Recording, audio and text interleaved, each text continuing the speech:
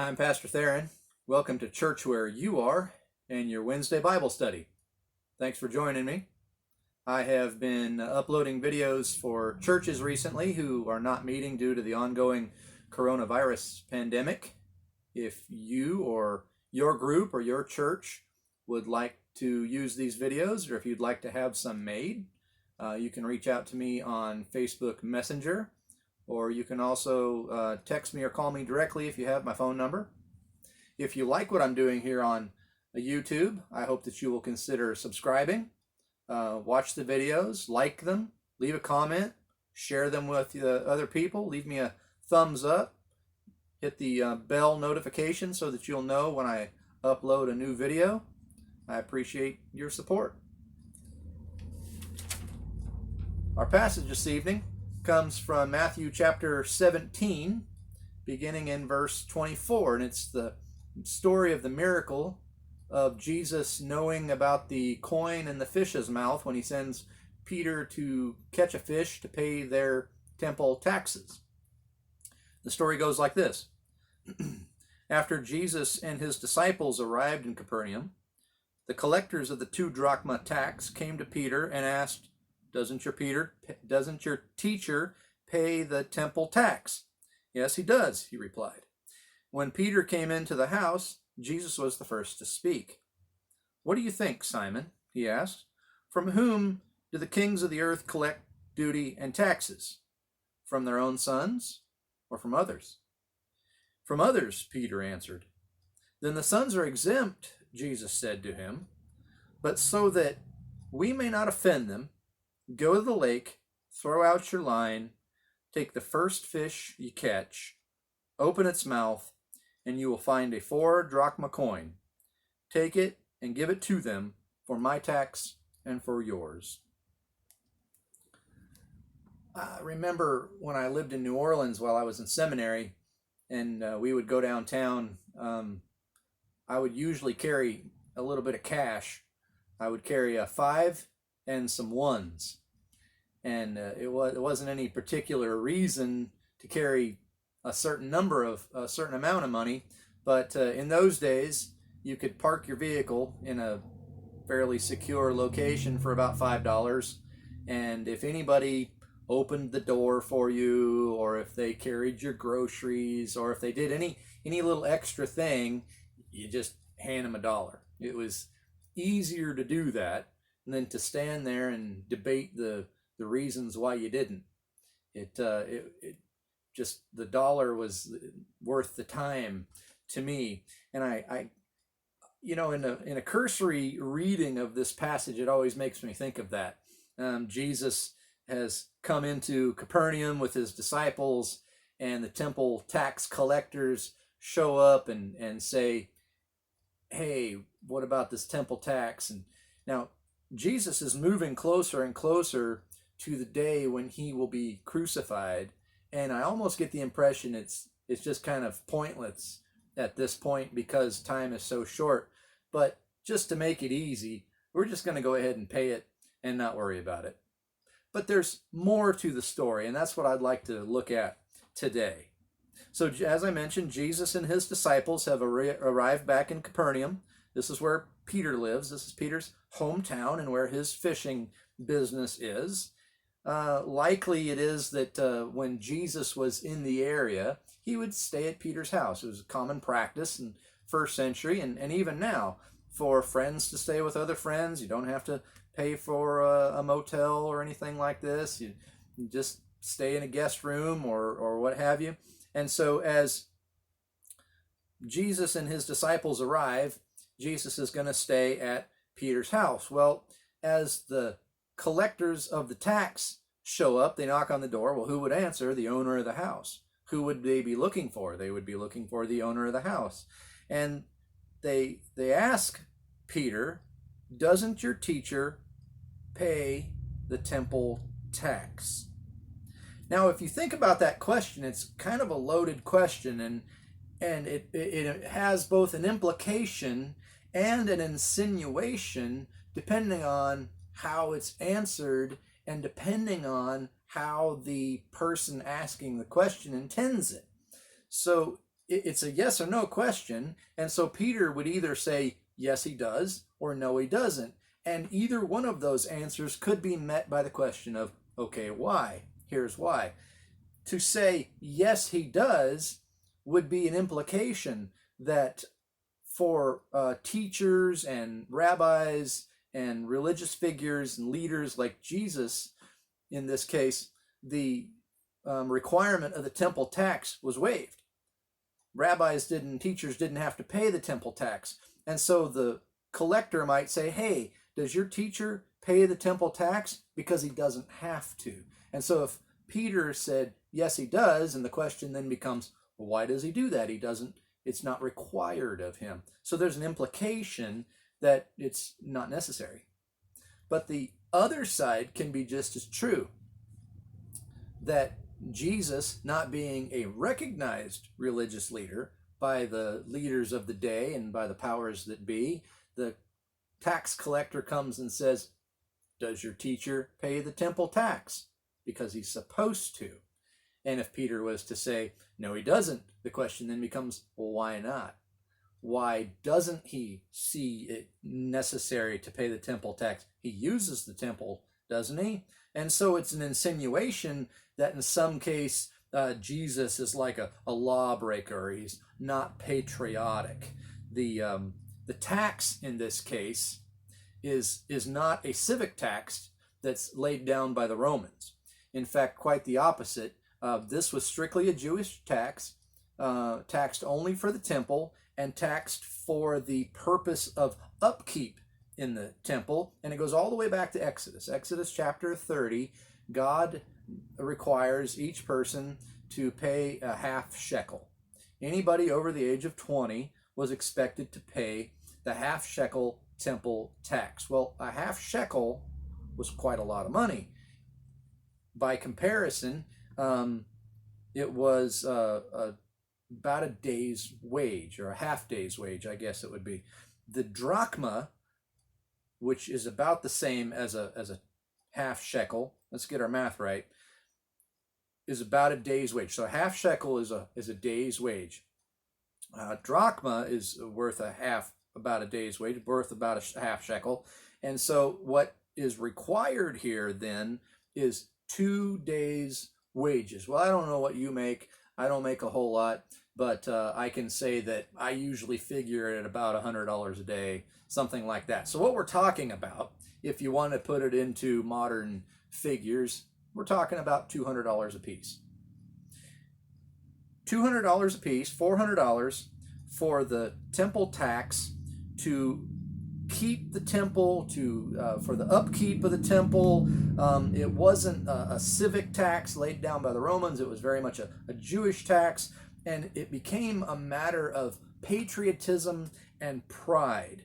It was also met with a great deal of controversy, as one of the leadership classes, the group known as the Sadducees, they disapproved of this tax, and some people believed that the temple should be kept up by the people who visit it, that any work that should be done should be sacrificial and just dedicated to the Lord, because it's the right thing to do, and it would be patriotic, and it would be sacrificial to donate your time and your effort in keeping the temple clean. But they had this tax as a way of doing it, and it's the idea that you're using the temple, so you need to pay this tax to keep it up and keep it in good working order. Well, similar things in our churches today. I don't know how many times I got called by people in the various churches that I've pastored, and they've said, hey, can you do a wedding? Can I have my wedding in the church? My question was always, well, are you a member? And they would say, yes, I am, or I was, or I'm not. I just like your church. I like the venue. I like the location. It's close to this sort of thing. In my first church, it was a sweet little chapel, and then in the same parking lot, but separate, there was another building. We called it the fellowship hall, and people could rent out the fellowship hall. They could use it for receptions. They could use it for birthday parties or anniversaries or different types of things. We used it a lot for get-togethers and meals and fellowship times and things like that. But even non-members could rent the facility and pay a fee to use the facility. I get kind of the impression of that. And so here we are in Capernaum, and Jesus is staying at Peter's house, and the tax collectors show up at Peter's door. Hey, doesn't your teacher pay the temple tax? Yes or no? Insinuation, implication aside, Peter says, well, yes, he does. So when Peter comes into the house, Jesus seems to know that he's had this conversation, and he's the first to speak. He says, what do you think, Simon? From whom do the kings of the earth collect duty and taxes? From their own sons or from others? And this begins the conversation that is really the point and the meaning of this text. Jesus is seeing through the hypocrisy of the temple tax collectors' reasonings, and he's seeing through the true nature and meaning of all of this thing. He's seeing the real purpose of it, that rabbis and teachers who are authority figures within the temple don't have to pay the tax. But since he's not a recognized authority and leader within the area, he's expected to pay the tax. But why? Jesus is a known rabbi, a known teacher. He just wasn't recognized by the authorities and powers of the day. Beyond that, oddly enough, I would say Jesus is exempt from having to pay the temple tax as the very Son of God, the very one that they're going into the temple to worship. Here he is in human form, put on flesh to dwell among us, God made flesh, Emmanuel, God with us. He would absolutely not have to pay the temple tax. Or maybe as Christ the King, as the King with dominion over all of the created order, I would say he's absolutely not required to pay the temple tax. But nobody else really saw him that way. Maybe the disciples were beginning to understand. Jesus very much knew who he was, and God obviously, but the people and the leaders of the day did not. In fact, it would be not too much longer before they would be calling for his life, calling to have him crucified. And what he's saying here, hey, Simon, what do you think? Tell me your opinion about this. Tell me what you believe. From whom do the kings of the earth collect duty and taxes? From their own sons? No. In most regards, we make exceptions for our friends. We make exceptions for our family. We like to make deals with people that we know and that we like. Members of the church, as I mentioned before, are most of the time, if not all the time, exempt from having to pay some sort of fee to use the church for a wedding or for whatever, the fellowship hall for birthdays and anniversaries and those types of things. Do you need a fishing license to fish in your own farm pond on your own land? In many places you do not. Well, what about not just the owner of the land? What about the family members of the owner of the land? Are they required to have a fishing license to fish in the farm pond on the owner's land? No. Who then has to pay the fees? Others is what Peter says, and rightly so. The kings and the authorities and the owners and the people in charge, they don't charge their own family members. They don't charge their sons and daughters. They don't charge their close friends. Maybe the idea of a country club or some sort of a golf and racket club or some other club that you might be part of. And you pay dues, you pay fees to use the facilities, whether it be the golf course or the tennis courts or the workout center or what it is, and you've paid your fees. Are other people that are on your list allowed to come in for free? Well, that puts you in the authority figure spot there. From whom do these organizations collect the fees? they collect them from others. Once you're a member, you're always a member. And so Jesus says to Peter, Simon, what do you think? Who are expected to pay these fees? And Peter says, other people, not the authority figures, but others. And Jesus says, so then what you're saying, in verse 27, what you're saying, verse 26, he says, so what you're saying is, then the sons, the family members, the close-knit, they're exempt. Yes. Jesus is saying that even though he is not obligated to pay as a rabbi, as a king, as the Son of God, even though he's not obligated to pay, he is prepared to do so. So what you're saying is the sons are exempt.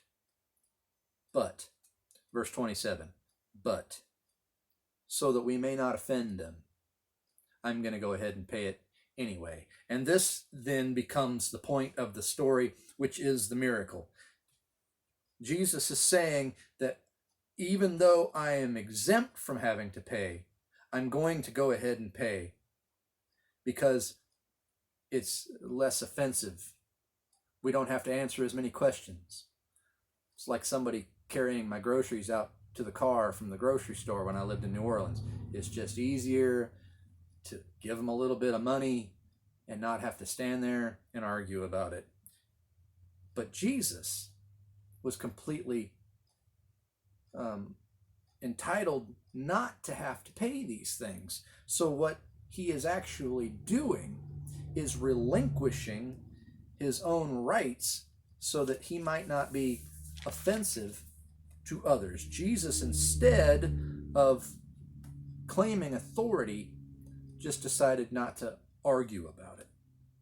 The miracle then takes place that, and it's implied that Peter was obedient and went down to the water. He threw in his line. He caught this fish. There's lots of discussion about what kind of fish it was. But there are fish that are known to aggressively guard their nest and pick up sediment off the bottom of the sea floor and move it about. And there are even fish known to carry their own young in their mouth. Mouth brooding is what it's called. There are some fish that are known to carry shiny objects and snail shells and all kinds of interesting things around in their mouth. And so it's not so much that a fish has a shiny thing in its mouth, but that the very first one that Peter caught and the very first one that Jesus told him about is going to have exactly the right amount of a coin, $400 worth of coin in this fish's mouth. And so here we have a miracle over nature, but really the miracle is secondary to the story. What Jesus is saying is that he would rather just go ahead and pay the fee than argue. And I think that there's a good point for us there, that Christians ought to be very particular about what we argue. We ought to set aside our own agendas and meaningless arguments for things that are of much greater value. We ought to set aside our own desires and for meaningless nonsense for things that are truly important. You know, in this case, it's just money. Is it really worth arguing with the temple tax collectors over $400? Is it really worth arguing? Just pay it. And I get the idea that if money was really needed, if it was truly needed, that getting it would be just as easy in this case as it would be in any other case. I know that in my own life, this has been true. I don't have a lot of money. I don't make a lot of money, but God always supplies everything I need. And there always seems to be right there before I need it.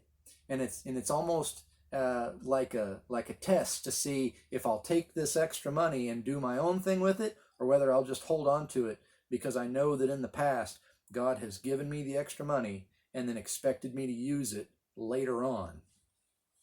And so here Jesus is telling Peter, go down and catch a fish. It'll have exactly what we need.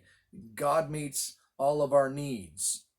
But I think the greater point is simply this, that Jesus relinquished his own personal rights for the interest of other people, that he sacrificed his own entitlement to be exempt from this tax.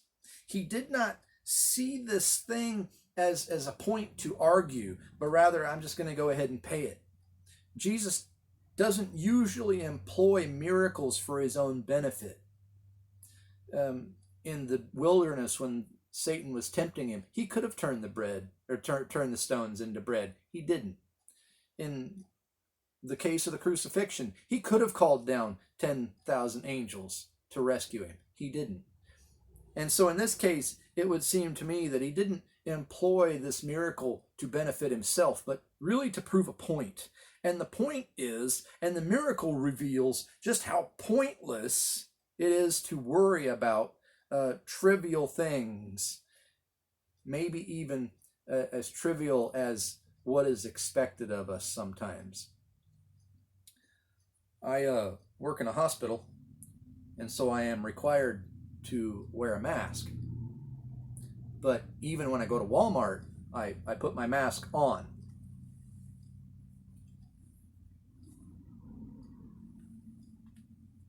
Regardless of what you think about the virus, regardless of what you think about the laws, regardless of what you think about having to wear a mask or not, does it infringe upon your rights, regardless of your own opinion,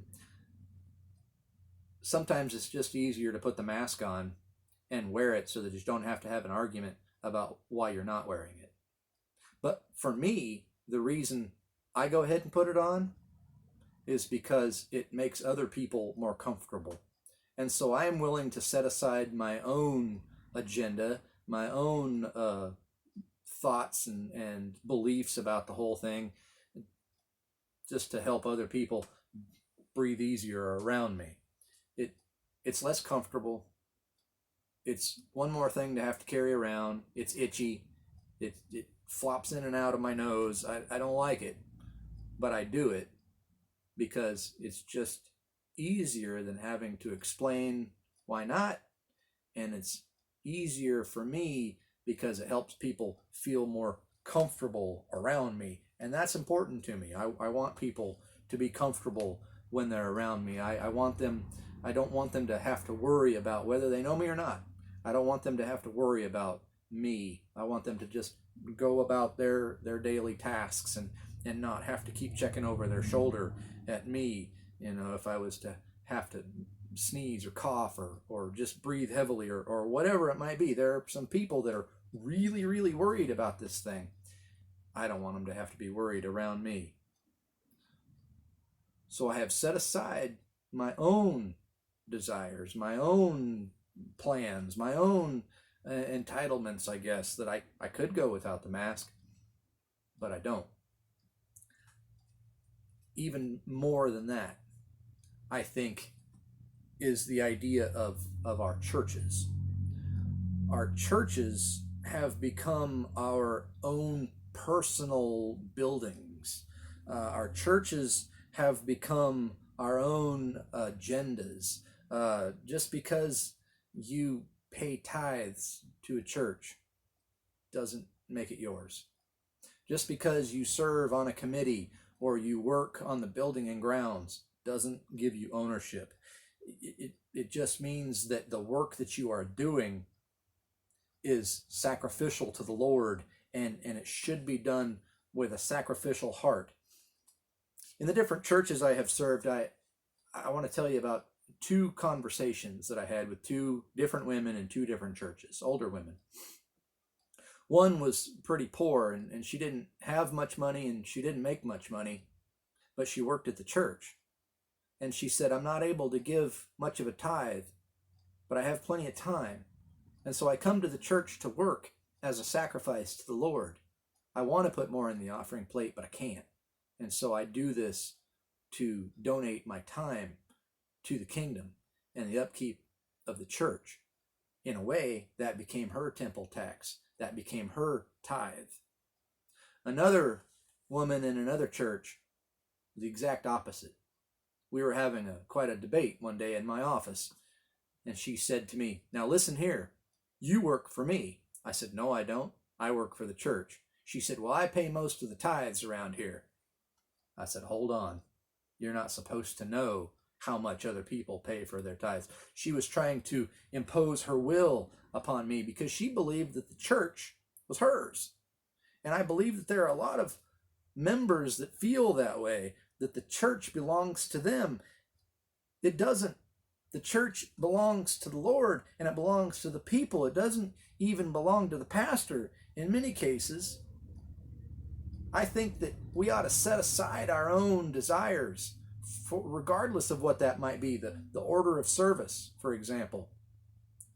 Does it really matter how many songs are done before the offering and when you get up to shake each other's hands? Does it really matter the exact order and flow of the service? Some people think so. I have changed the order of service in the churches I've pastored and met with a lot of criticism. Does it really matter how the words are displayed, whether you use a hymnal or whether the words are projected on the wall with a projector or whatever, a computer or whatever, big TV screens? Does it really matter? Probably not. But not everybody knows how to use a hymnal. Not everybody wants their face pushed down into a hymnal. Some people want to lift their face up and shout their celebration and their joy towards the ceiling, towards heaven as a sacrifice of praise in their own right. What does it matter?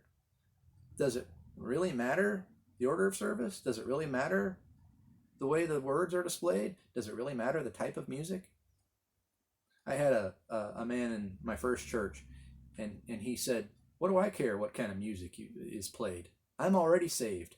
I want other people to be comfortable and other people to enjoy their experience just in case they come in and the Lord has been dealing with them and it leads to their salvation. And if that requires this type of music or that type of order of service, what do I care? I'm here to help them have a better experience." And I think that's the right way to look at it. He set aside his own desires. He set aside his own agenda. He set aside his sense of entitlement. And I think we should too.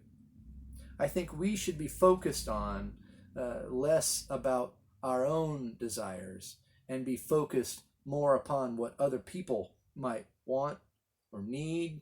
Not that we become doormats. Don't misunderstand me. I think that it's important to hold the things that are truly important, but how important are the things that we often hold truly important? How important are old traditions? How important are the way the script is in the bulletin?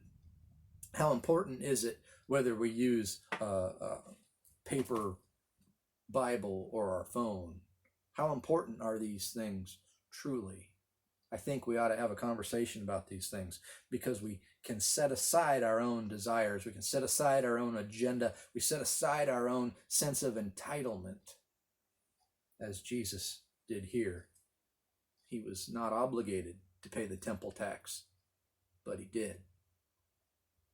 And I think that we can learn a great lesson from this, to set aside our own agendas and to look for opportunities to serve and to trust in the divine resources that will be made available to us when we most need them. Just like the fish with the coin in its mouth, it's just exactly what Peter and Jesus needed. And God will meet your needs according to his glorious riches in heaven as well.